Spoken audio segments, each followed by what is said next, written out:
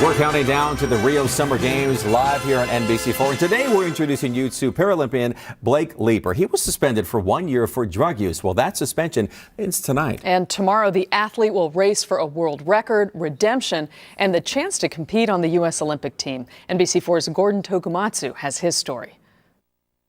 It's not hard to notice Blake Leeper.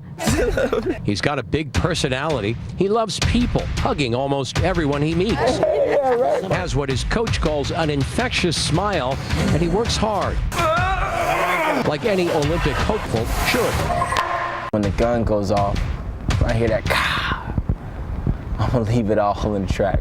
And it's not hard to notice Blake Leeper is no ordinary athlete. A birth defect called fibular hemimelia left Blake legless from the calves down from birth. Outfitted with prosthetics as a baby, he found out early on that life would be different. The diagnosis said I would never run, jump, play. I'm gonna be bound to a wheelchair my whole life. An early interest in sports followed as Blake discovered he wanted much more than wheelchairs and leg braces. But even there, people saw his disability first. People were, applauding me even when I wasn't doing anything. And it really bugged him.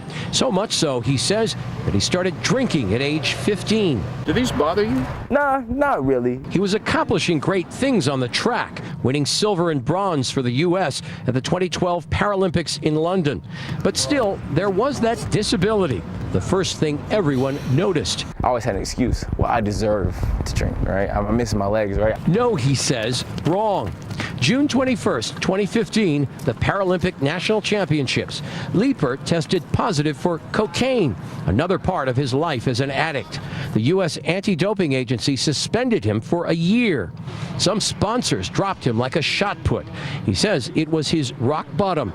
But would it knock the bottom out of his Olympic dreams? He's an example for everyone. His coach, NFL standout and former Olympian Willie Gault, says if you answered yes, you don't know Blake Leeper. He had an addiction, which is an addiction. It's not a problem. Blake turned his mandatory year off into an opportunity.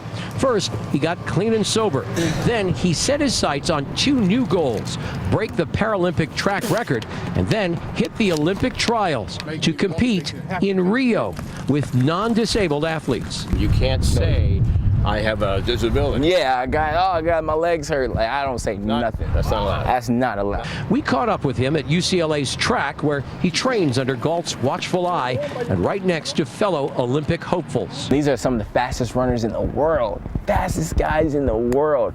And I get to run with them. Leeper's infectious smile belies the battle he's fought: the disability, the addiction, the suspension. What's the bigger challenge?